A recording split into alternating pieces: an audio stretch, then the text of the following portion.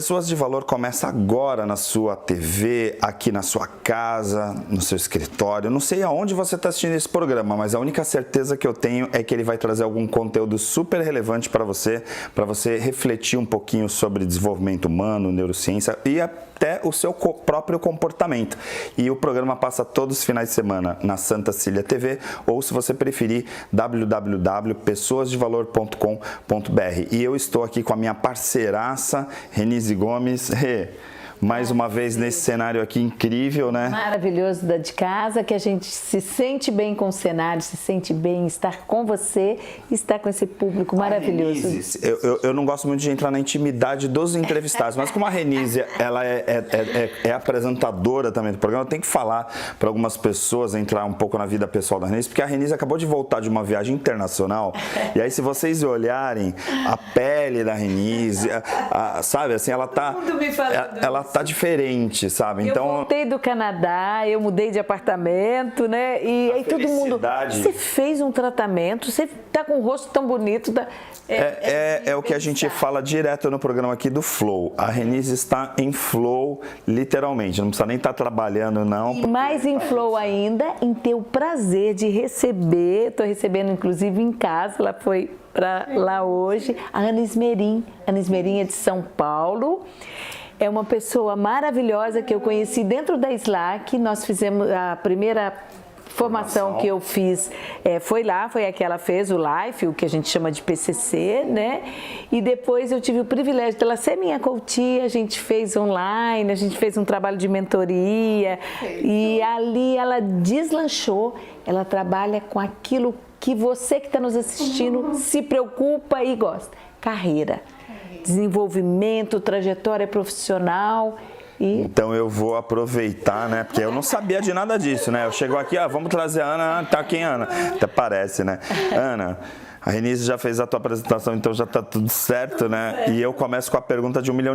Então quando a Renise apresenta, eu já falo, beleza, ela já fez a parte de apresentação, então já vai começar. Existe uma frase que eu tenho colocado praticamente a cada programa sim, programa não, que é do Harari, que é assim, nós estamos criando uma geração de inúteis. E aí a gente está com uma pessoa aqui que é top em carreira.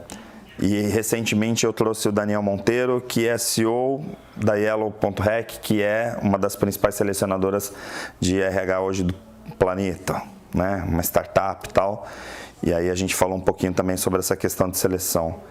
Me fala, a gente realmente está mudando a carreira, as pessoas vão ter que começar a repensar, porque eu já estou vendo gente de 80 anos montando startup lá no curso da terceira idade, falei isso aqui outro dia, então assim, não tem mais essa coisa do novinho ter startup, do velhinho estar aposentado ou reaposentado, não, mudou completamente. O que a gente conhecia como padrão implodiu, não existe mais paradigmas que possam ser colocados a ferro e fogo. É isso mesmo? É isso. A Renise já me apresentou, mas eu tenho que fazer um parênteses. Seja bem-vinda ao programa, né? Eu já fui para a pergunta, falei, agora que eu já fiz a pergunta, agora eu vou falar, seja bem-vinda, Ana, Renise. Olha, é assim, eu tô em casa, literalmente, o programa eu acho que não podia ter outro nome, né? Pessoas de Valor, eu tô conectada com pessoas, a Renise sempre me falou muito de você, queria conhecê-lo e tô conhecendo numa oportunidade de troca, né? O emprego vai acabar? Nossa, que pergunta, o emprego vai acabar? É, porque a gente está, assim, né, a expressão dele é assim, a gente está formando uma geração de inúteis, né? São pessoas que vão se formar em N cursos tal, e que vão estar desempregadas porque os robôs ou a inteligência artificial vão tomar as vezes tal, e aí vão ter áreas que vão ter espaço para os humanos trabalharem. E, de repente, se você não tiver essas competências, você está fora, assim. Então, a gente vai ter digamos, uma pandemia do desemprego nas próximas décadas. Nossa, eu vou discordar com ousadia aqui, porque eu entendo que as pessoas precisam de pessoas. Não tem máquina que substitua, né? O que vai substituir o relacionamento, né? Exato. Por mais que você, por exemplo, eu trabalhei na área bancária há muito tempo, por mais que você informatize, coloque uma agência ali, você precisa de pessoas-chave, tanto para atendimentos VIP, para a questão da estratégia, né? Se você pega os robôs em um hospital, em cirurgia, como está surgindo agora, então você realmente, aqueles empregos vão, mas os outros, né? Toda essa parte de desenvolvimento humano está muito em crescimento. O Daniel da Yellow trouxe, até porque eu também questionei ele, né, como ele é dessa coisa da seleção, né, de RH, ele falou assim, o trabalho nunca vai deixar de existir, né, o emprego vai, de repente, trocar, porque assim, essa coisa de, arruma um emprego, CLT, não sei o quê, ou seja, essa coisa mais formal, a tendência é desaparecer, de repente, porque vão ser criados, de repente, essas legislações todas que fez com que, de certa forma, a sociedade chegasse num momento sombrio, falou, agora não tem mais como andar por esse caminho, porque não tem como pagar a conta. Se você procurar algo tão formal e redondinho, quadradinho ali, você não vai encontrar. Vai ter que ter criatividade para fazer novas, né? Que é a questão do CNPJ, né? Hoje em dia o desenvolvimento humano trabalha muito com parcerias, né? Você tem a sua empresa e você presta serviços a diversas instituições, você atende casos, né? Que eu acho que é o futuro, né? O meu time, a assessora é virtual, quem trabalha a parte de comunicação está à distância, então é uma realidade. Agora, eu acho que a gente vai ter uma concomitância, né, desse cenário inovador com o cenário, claro, as empresas que forem mais conservadoras podem ter um resultado diferente, podem, mas eu acredito que a gente vai ter uma concomitância desses modelos, né? E tem o ponto do alicerce também, né? Porque, assim, na verdade, você vai construir a carreira em cima de uma pessoa. Sim. E aí aquela carreira necessita de um pilar, né? Ou de pilares fortes, né? Você que trabalha com liderança vivencia isso o tempo inteiro. Como que a gente traz essa questão? E olha só, Ari, antes da sua pergunta, quando a gente faz a formação em coaching, na maioria das escolas, e na Slack não é diferente, você faz primeiro o que a gente chama de life coach, que é a formação pessoal. Depois você faz o executive coach, que é ligado à empresa. Quando você faz os dois, o life e o empresarial, você tem carreira. Integra. A partir do momento de ter feito a segunda formação, você já tem de carreira. Por quê? Porque a carreira tem a ver com a empresa, mas ela está centrada em cima daquela pessoa. Não tem o que inventar. É o que a gente diz que se a pessoa se dedicar ao autoconhecimento, à autoconsciência, ela vai fazer uma carreira de sucesso. Porque ela vai desenvolver aquilo que ela nasceu para ser. Aquilo que ela realmente tem talento, ela não vai precisar ficar buscando fora, isso e aquilo. Ela vai convicta. É que não é fácil. Não é fácil. Né? As pessoas normalmente estão muito superficiais, muito voltadas para o externo, e aí não tem tempo para... Exato. Agora tem um outro lado também que é interessante trazer, até por vocês duas terem uma formação numa escola que, inclusive a gente já entrevistou o Sullivan no Pessoas de Valor, né? Assim, a gente tem uma formação por trás dessa carreira ou dessa metodologia que eu chamo, né? Porque alguns chamam de ferramenta, que é o coaching. E muita gente fez muita coisa errada, né? Que denegriu muito. Então, quando você chega e fala assim, eu sou coach. Aí tu, credo, não vou nem conversar com essa mulher porque ela é coach, né? Não vou te entrevistar porque você é coach, sabe? É mais ou menos assim. Então, tem todo um ranço, né? E justamente por causa dessas coisas que a gente eventualmente, né, assistiu ou que distorceram, principalmente potencializados nas redes sociais. Mas quando a gente fala do coach profissional, de coach sério, que tem uma formação, tudo... Ele talvez, embora o coach de vida é incrível, mas talvez aonde a gente veja mais eficiência e assertividade é na carreira. Eu tô errado? Você que é a professora do grupo aqui, sempre ela faz os tutoriais. Falar um pouquinho essa questão da diferença entre o coaching e a mentoria, porque aí as pessoas às vezes falam, porque assim, o coaching ele vai ouvir mais e vai construir através da pessoa, explica um pouquinho. Né?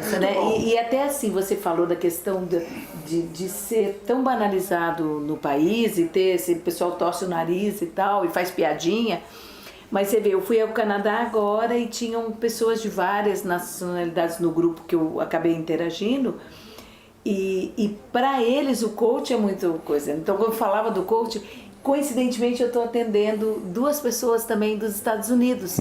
E aí quando você fala do processo de coach, é uma necessidade, é uma coisa séria, né? Porque é uma visão. O coach é uma metodologia, ele foi criada, se você pensar, desde de Sócrates, né? A maêutica, que é a questão de você não responder, né, a pergunta que o outro te faz, mas você devolver a pergunta para que ele reflita e ele traga.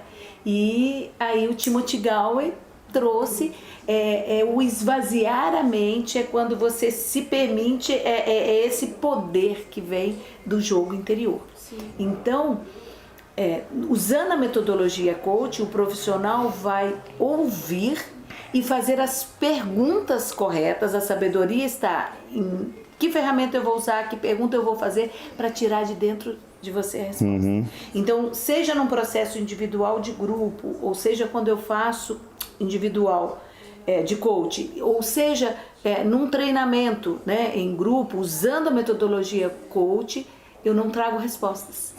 Eu faço perguntas, eu tiro de dentro do outro o potencial. Tanto que eu falo, a minha missão de vida é desenvolver o potencial do outro, para que ele chegue ao melhor dele mesmo. Sim, então, até porque quando você dá a tua resposta, né, se você está atuando como coach, você vai dar a resposta para a pessoa, na verdade você não está dando força para ela, né? Você está mantendo ela na vulnerabilidade, que a vida inteira deram respostas para essa pessoa, né? E eu estou dando a minha resposta, que não é a resposta dela. Sim, e aí a mentoria... Então, aí a mentoria é diferente. Então tem um ponto, vamos dizer, nós falamos aqui na questão do feedback e delegação. Eu trabalho com líderes, então ele não sabe dar feedback, ele não sabe delegar, ele está sempre sobrecarregado, então ele precisa de uma mentoria. No coach, a pessoa fala 80% do tempo e eu falo 20% fazendo pergunta. Na mentoria é o oposto.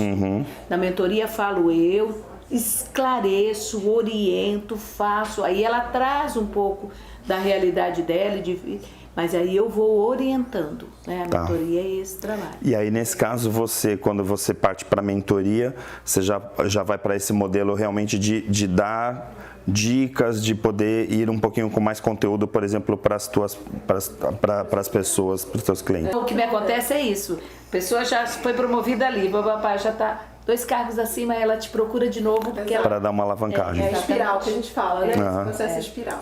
Perfeito. Eu vou chamar um intervalo bem rápido. Pessoas de Valor volta em 1 minutinho com aquela pergunta de $1 milhão para Ana.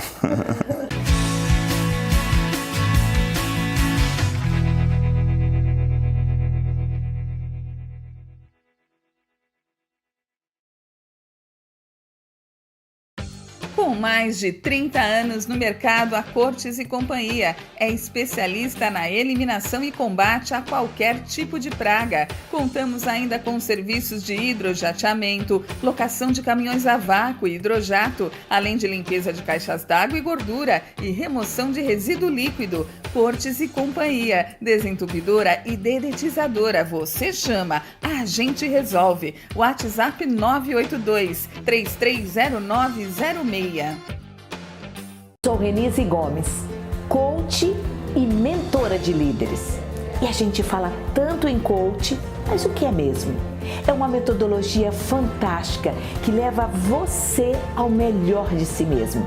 E a gente faz um trabalho individual, online, com sessões semanais, para você desenvolver as suas competências, para você ter clareza do seu objetivo, e nós apoiamos para que você chegue lá.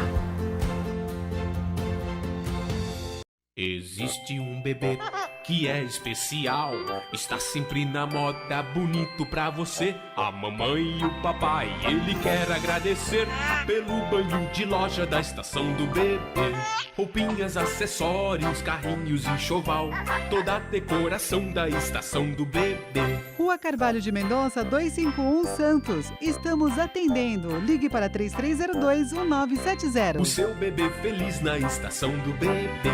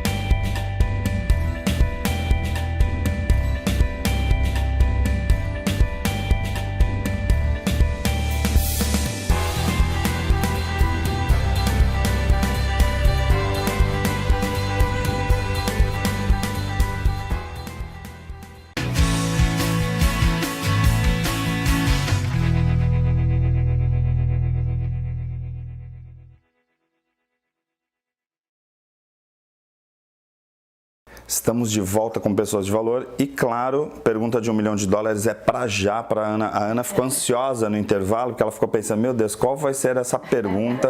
Né? E é um pouco o gancho do que a gente falou no primeiro bloco, lá quando eu citei o Harari, mas tem outros, Hans Jonas, tem vários outros pensadores, né, que falam, se a gente for pensar na condição humana da Hannah Arendt, pelo amor de Deus, né? Imagina, né?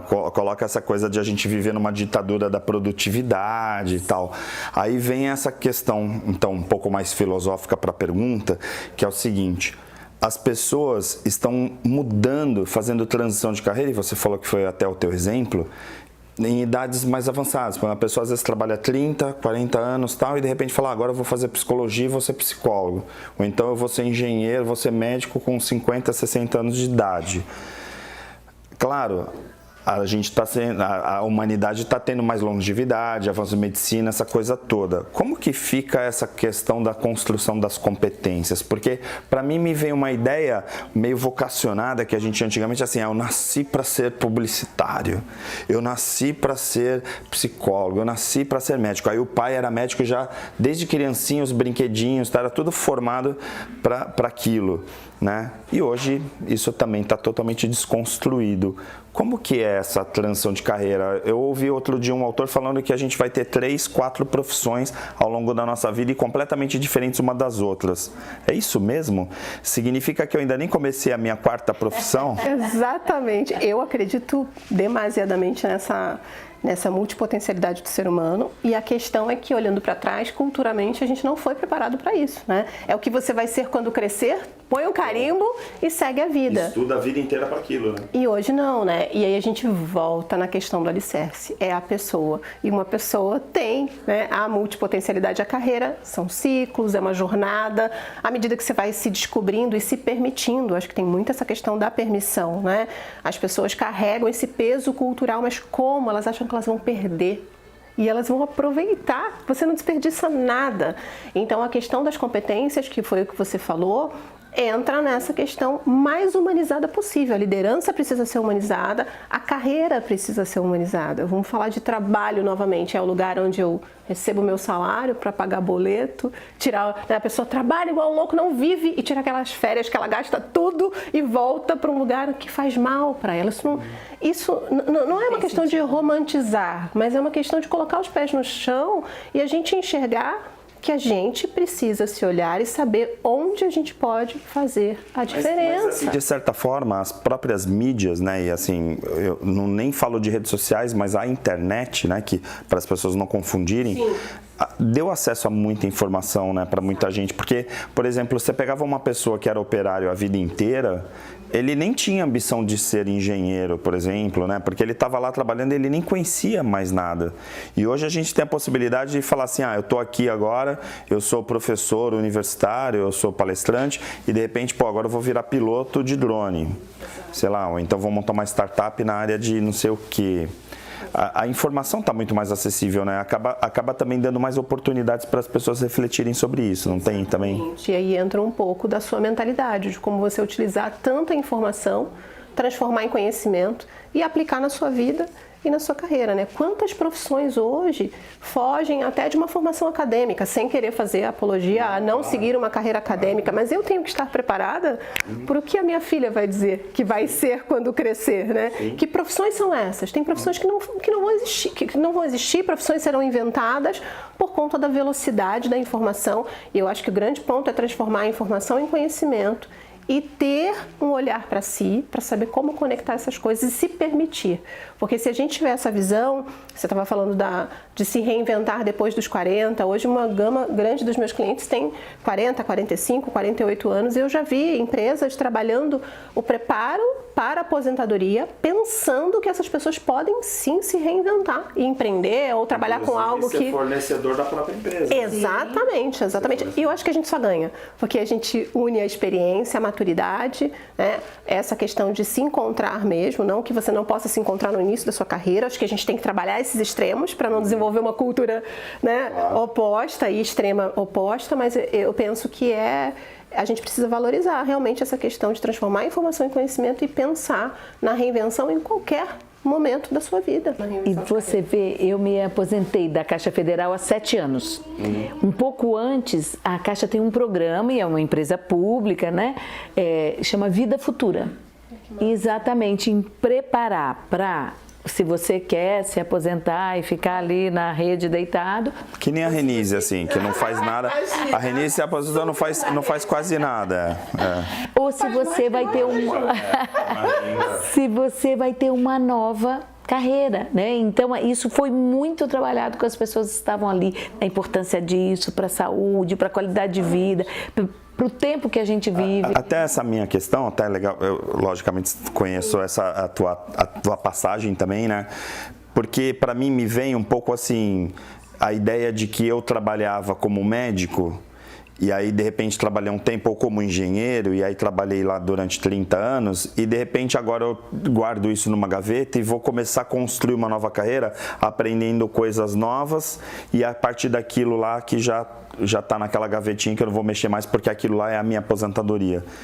E muito pelo contrário, a gente tem de repente um engenheiro que tem um monte de competências como engenheiro e que se esse engenheiro de repente faz biologia ou vai para a área de medicina, ele vai ser um médico, mas ele não vai deixar de ser um engenheiro. E aí a gente então tem os super poderosos da nossa sociedade, que são essas pessoas que conseguem ter, né?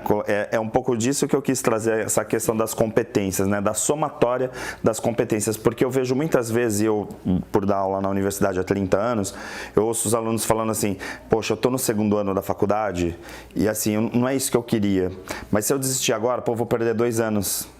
Aí eu vou, entendeu? Eu vou começar uma nova faculdade, 4 anos de tudo novo. E assim, não perde. Sim. Porque assim, pode ter sido só 2 anos, né? Mas aquela fundamentação dos 2 primeiros anos vão te ajudar em qualquer formação que você for, né? E isso tem a ver também com essa questão, né, da construção da carreira. Muito a ver. Eu tenho a sorte, a bênção de atender médicos, né, que fizeram transição de carreira. O primeiro médico que eu atendi deu aquele frio na barriga, gente. Até eu, né, trabalhando com transição de carreira, um médico vai mudar de carreira, eu me questionei. E ele fez uma transição para a área da educação.